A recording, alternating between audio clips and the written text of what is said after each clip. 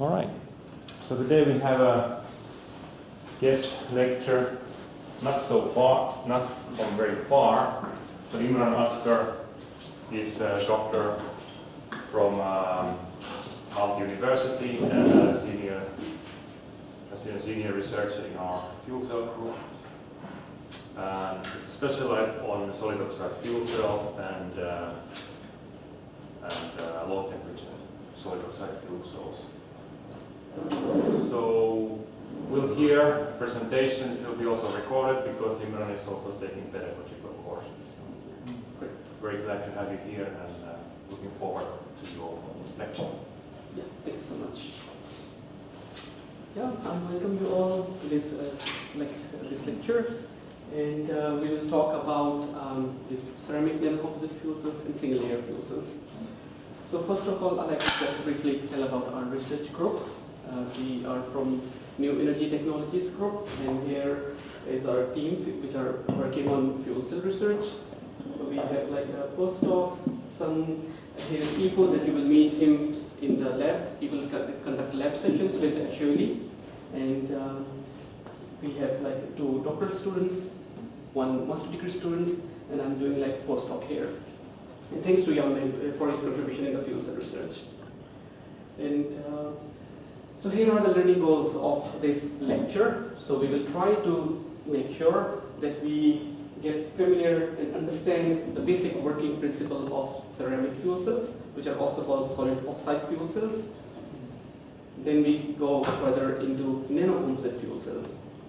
That's the topic we are working on in our research group.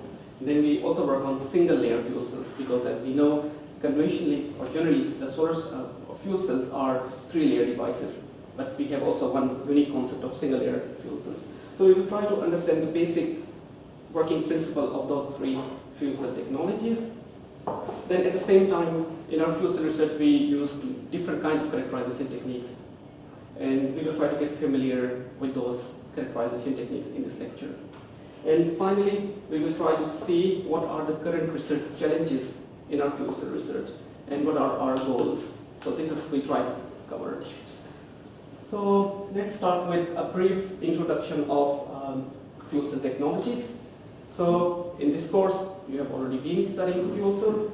So basically, as you know, fuel cell is an electrochemical device which converts chemical energy of the fuel into electricity. And here you see one schematics animation of a fuel cell, and it's a proton exchange membrane fuel cell.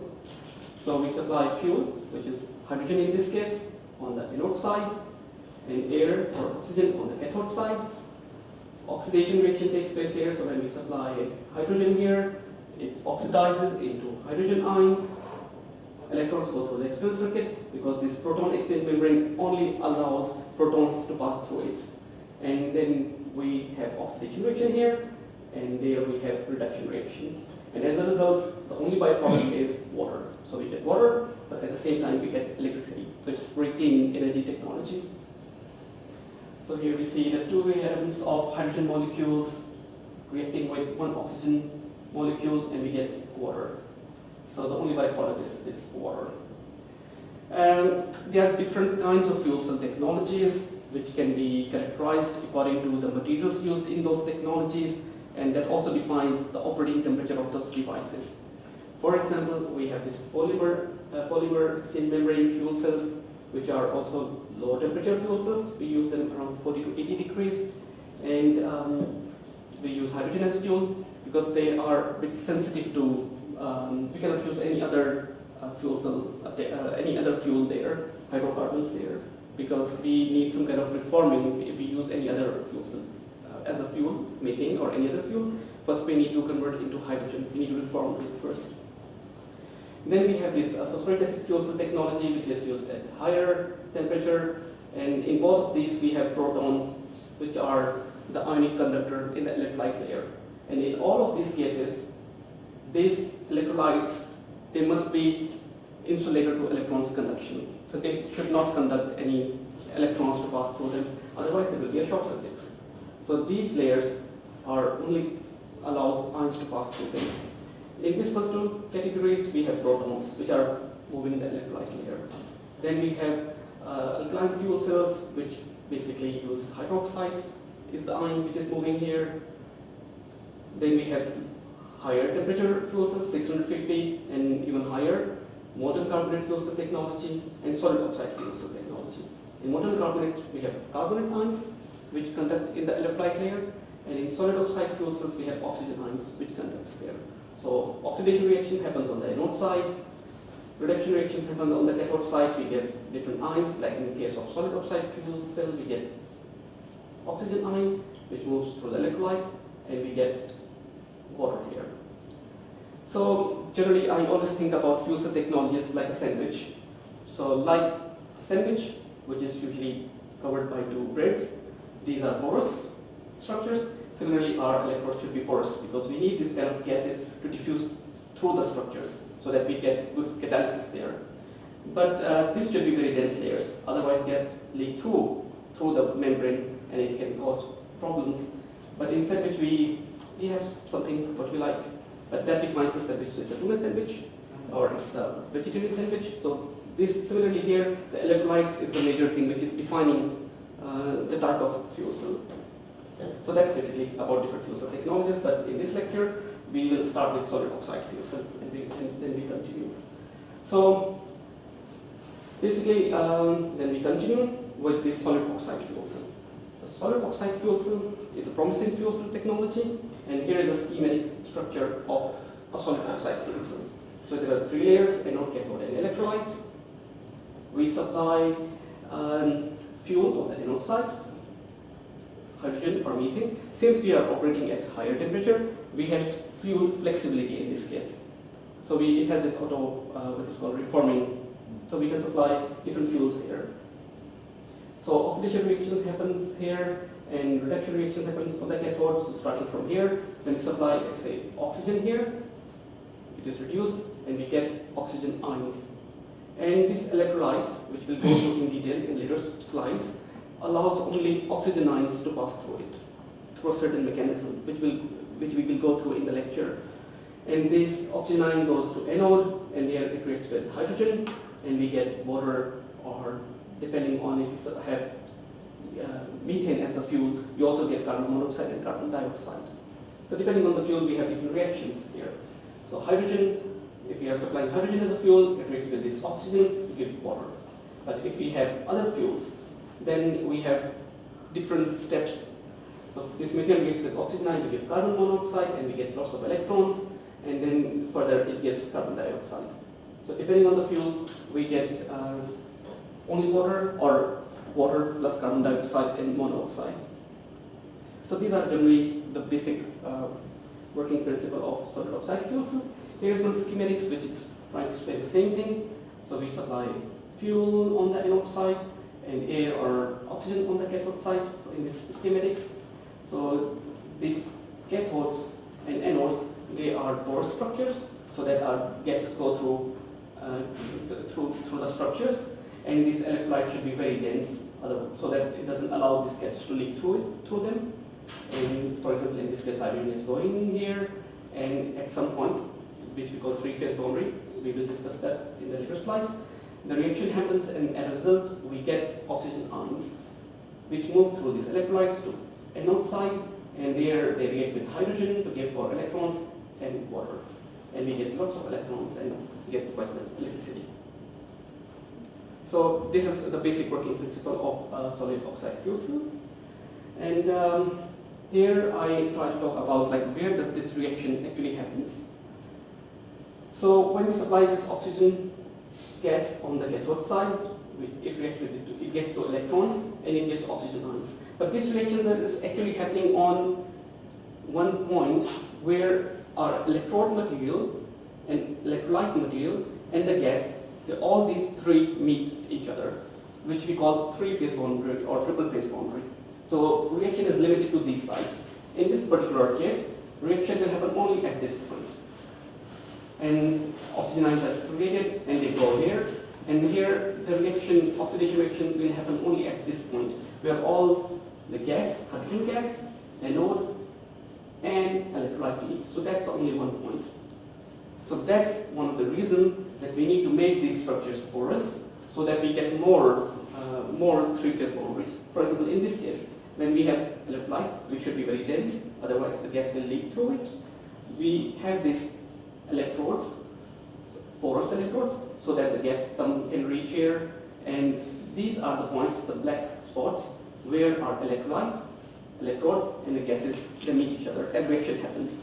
So in a way, electrode should be porous so that the gas diffuse in, and we have lots of these three-phase boundary, and we get better reaction rate. So that's basically very important. And but how this ionic conduction takes place, once those reactions happens on electrode, let's say in cathode, when you supply oxygen gas, reduction reaction happens, and we get oxygen ions, which goes into electrolyte, but how they move in the electrolyte. So this ionic transport in the electrolyte layer, it happens through a certain mechanism, and we try to understand how it happens. So most common material for this solid oxide fuel cell is basically ultra-stabilized zirconia. So basically zirconium oxide is a core element there. And so if you look at its crystal structure, we have lots of zirconium ions and we have oxygen ions, and this is how it looks like. ZR4 plus that oxygen ions. And basically zirconium oxide by itself is a non-ionic conductor. It doesn't allow any ions to conduct. In order to make it an ionic conductor, we have to dope it, or we have to dope this yttrium oxide. So we mix yttrium oxide. So by replacing 2 atoms of zirconium with yttrium, we generate one vacancy in the crystal structure. So when we replace more of those zirconium atoms by yttrium, we get more and more vacancies because of their difference in valencies. So in the book, textbook, it's explained quite in detail. So I really suggest to read through it also there. So main idea is that we replace those zirconium atoms with yttrium atoms, and we get these oxygen vacancies. And these are the main, this is the key for oxygen ion conduction. So basically, when we dope it, this is the zirconium oxide crystal structure, yttrium oxide crystal structure, when we dope it, we get these vacancies, and when we generate this oxygen ion in the electrolyte, it basically moves along these oxygen vacancies. So those oxygen vacancies provides a channel for this oxygen ion, which we inject into the electrolyte from our cathode side to move into the electrolyte. So this is kind of popping through those oxygen vacancies and reach anode side where oxidation reaction happens.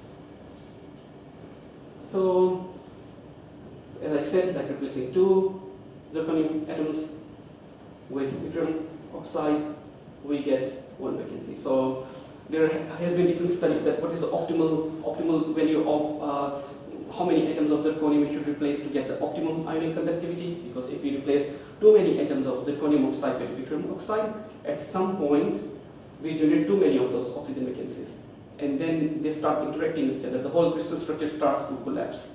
So there is some optimum value, which is 8 molar by weight percent. But okay, so this is the mechanism for this, and here we see that this is an Arrhenius equation. In this Arrhenius equation, we have this conductivity, the ionic conductivity, which is passing through the ions, which is passing in the electrolyte. This is the temperature. Okay, this coefficient here, and then we have this activation energy. So I think there is one homework in the course which deals with students have to calculate this activation energy, and there's some data where we have measured conductivities as a function of temperature, and then we plot this Arrhenius plot, and the idea is to calculate the activation energy. So here is the Arrhenius equation, and here is a plot for zirconium oxide, ultra-stabilized zirconia, and then we have also another electrolyte, which is beryllium doped CM oxide. So these elements, which have different vacancies inside, as a result they have different slopes here, which we get different activation energies. The higher the activation energy, it means like it requires more energy for this ionic conduction. So one question, so basically in this Arrhenius equation we have this conductivity and temperature here, why not we just place conductivity here and place temperature here? Is there any advantage that we plot it as a log of conductivity and temperature and inverse of temperature? Is there any benefit you see? Or why we just place here temperature and place here conductivity and we get some slopes? Is there any reason that we plot 1 by T or 1000 by T and here we have conductivity of log? Anybody would like to say anything? Yeah. Please. I guess maybe if we plot it like this, we can see the active energy from the slope directly. Yeah, exactly. Yeah, right. Yeah, okay, that's exactly the reason. So that's why we plot it that way. And about this stabilized zirconia, which is the most commonly used electrolyte material in solid oxide fuel cell. It has very good ionic conductivity, about 0.1 Siemens per centimeter over 800 degree. But when we go to lower temperatures, the ionic conductivity starts limiting. When we go to lower temperatures, this is the value at 800. When we go to lower temperatures, like lower temperatures is here. So the ionic conductivity is start decreasing, and at some point below 800, this ionic conductivity starts limiting the performance of the device. There are so many ohmic losses. That's very slow ionic conduction. So that's been a problem, and that's why this is one of the reasons that we need to use this at very high temperature. And then what processes happens at anode? At anode, generally, mostly we use nickel oxide and it stabilizes zirconia. And these are the steps, what happens on the anode side. The first step is hydrogen is absorbed on the metal surface and it dissociates. So first step is hydrogen comes through the pore structure, it dissociates into hydrogen atoms. And then those hydrogen atoms diffuse to the reaction site, which is the three-phase boundary where we have our electrolyte, this metal of the electrode material, and the gases meet each other. This is the three-phase boundary point. So there the reaction happens, and as the result, these two oxygens are coming here also. So at this one reaction happens and we get water and electrons goes in the metal through there. So hydrogen gas comes in, dissociating into hydrogen atoms, goes to the diffuse towards the three-phase boundary, oxygen ion coming to the same point, and reaction happens, electrons goes there and water goes there. So that's how basically what happened at anode. And similarly at cathode, generally we have lanthanum-based perovskite materials basically what happened is like we have oxygen gas here, which comes, dissociates and diffuse towards this three-phase boundary point, and similarly we get like two electrons there, and it generates two oxygen, this oxygen ion into the electrolyte. So overall reaction is we have this oxygen ion, gets two electrons, and we get two oxygen ions into the electrolyte. So quite the same process as anode, but in opposite way. Okay. Then I would like to show you how the commercial solid oxide fuel cell actually look like, because schematics are always a bit confusing. So these are commercial solid oxide fuel cell materials, or fuel cell. So basically these are made by printing technologies, especially in this case, this green part that you see, these are anodes, and based on nickel oxide. Nickel oxide is quite green in color, and in this particular case they are done by tape casting. And then this whitish part here, these are basically electrolytes, and then there are some barrier layers, we will talk about it later, and then this dark part is basically the cathode part, and these are done by screen printing, the cathode and electrolyte part, and there are some inks that you need to make inks of those materials, and then you can print them. So that's how they are done. And here so there are different fuel cells here, and I just wanted to show the technical data sheet of our fuel cell, how it looks like. So if you want to buy some fuel cells, so you get this kind of specifications. So first it tells us about, is it anode supported or cathode supported, because in principle we don't need much thickness from functional point of view. Our anode could be very thin, few microns. Our cathode could be few microns, electrolyte could be few microns. So our whole fuel cell could be less than 10 micrometer. But the problem is it will be mechanically unstable. So generally, to get this mechanical support, we have either anode supported or cathode supported, or even electrolyte supported, but those are not very common. So most common one is the anode supported fuel cells. So here we see it's based on nickel oxide and ytterostabilized zirconium. That's very common material. Then generally there is also one layer between this nickel oxide and ytterostabilized zirconium and our electrolyte. And this is called anode functional layer, and it has it improves cell performance. We will not go into detail, but I just wanted to show that you might see some other layers also there. It improves the interface between this anode and electrolyte, and these layers are generally more dense than this anode layer. So it improves the cell performance. Then we have electrolyte, and you see it's very thin, 3 to 6 micrometer. And our anodes, they didn't mention any thickness, but it's about 300 micrometer or 400 micrometers. So anode is quite thick. We don't need that thick anode material, but it just gives mechanical stability to the wafer. And that's why we have this anode support composition. And the actual functional layer is this one. But this is more giving mechanical support, and that's why it's more porous also.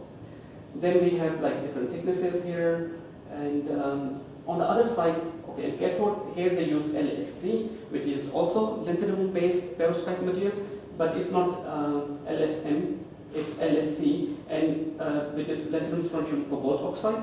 It has some advantage that it can work even at a bit lower temperature. And these manufacturers claim that their solid oxide fuel cell can even work at lower temperature, up to 650. So I not tested it myself, so but okay, it's good. You have visited it. It works. It works. Yeah. So this is good. So it's 650 is good progress.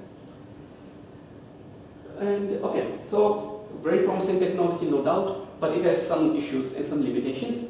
First of all, is like when we need to operate it at very high temperature, like over 800 or 700 degrees, and that brings some challenges. Like we are limited with materials. There are only few materials that we can use in those devices, and there are some degradation issues because of this.